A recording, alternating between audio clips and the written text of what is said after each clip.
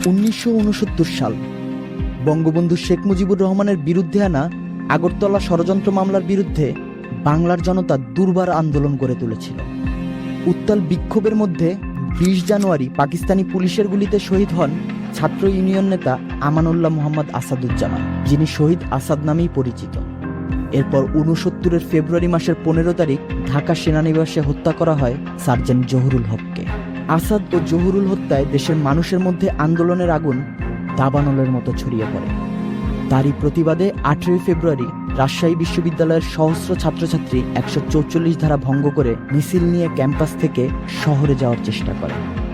বাঙালির ইতিহাসের সেই দিন, যেদিন এক মহান বাঙালি শিক্ষক বলেছিলেন, ছাত্রদের গায়ে গুলি লাগার আগে সেই গুলি আমার বুকে লাগবে। কাজলা গেটে পাকিস্তানি সেনাবাহিনী সে মিছিলে গুলি করার প্রস্তুতি নেয়। এ সময় ডক্টর শামসুজ্জোহা নিজের প্রক্টর পরিচয় দিয়ে পাকিস্তানি সেনাবাহিনীকে সেখান থেকে সরে যেতে বলে। পাকিস্তানি সেনা সদস্যরা তার দাবি মানতে অস্বীকার করলে তাদের সঙ্গে তর্কে জড়িয়ে পড়েন। বাকবিতণ্ডার এক পর্যায়ে বর্বর পাকিস্তানি সেনারা তাকে গুলি করে। ডাক্তার শামসুজ্জোহাকে গুলি করেই ক্ষান্ত হয়নি পাক বাহিনী। বেয়োনেট দিয়ে খুঁচিয়ে খুঁচিয়ে নৃশংসভাবে হত্যা করা হয় এই মহান শিক্ষককে। 1947-এর দেশভাগের পর তৎকালীন পূর্ব পাকিস্তানে বর্বররা এই প্রথম কোনো বুদ্ধিজীবীকে হত্যা করে। দেশের প্রথম শহীদ বুদ্ধিজীবী হিসেবে ইতিহাসে লিপিবদ্ধ হল ডক্টর শামসুজ্জোহার নাম। ডক্টর শামসুজ্জোহার ইতিহাস বাংলাদেশের ইতিহাস।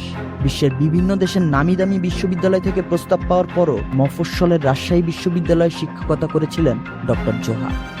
ছাত্রদের রক্ষায় নিজের জীবন বিলিয়ে দিয়েছেন তিনি, যেভাবে জীবন বিলিয়ে দিয়েছেন বেগম রোকেয়া বিশ্ববিদ্যালয়ের আবু সাইদ। স্যার, এই মুহূর্তে আপনাকে ভীষণ দরকার স্যার। এই প্রজন্মে যারা আছেন, আপনারাও প্রকৃতির নিয়মে একসময় মারা যাবেন, কিন্তু যতদিন বেঁচে আছেন মেরুদণ্ড নিয়ে বাঁচুন। ন্যায্য দাবিকে সমর্থন জানান, রাস্তায় নামুন, শিক্ষার্থীদের ঢাল হয়ে দাঁড়ান। প্রকৃত সম্মান এবং শ্রদ্ধা পাবেন। মৃত্যুর সাথে সাথেই কালের গর্ভে হারিয়ে যাবেন না। আজন্ম বেঁচে থাকবেন শামসুজ্জোহা হয়ে। আবু সাইদ মারা যাওয়ার আগে তার ফেসবুক ওয়ালে এই পোস্টটি করেন শহীদ ডক্টর শামসুজ্জোহাকে নিয়ে। এত বছর পরও শামসুজ্জোহাকে নিয়ে গর্ব করে লিখে গেলেন ছাত্র আন্দোলনে নিহত আবু সাইদ।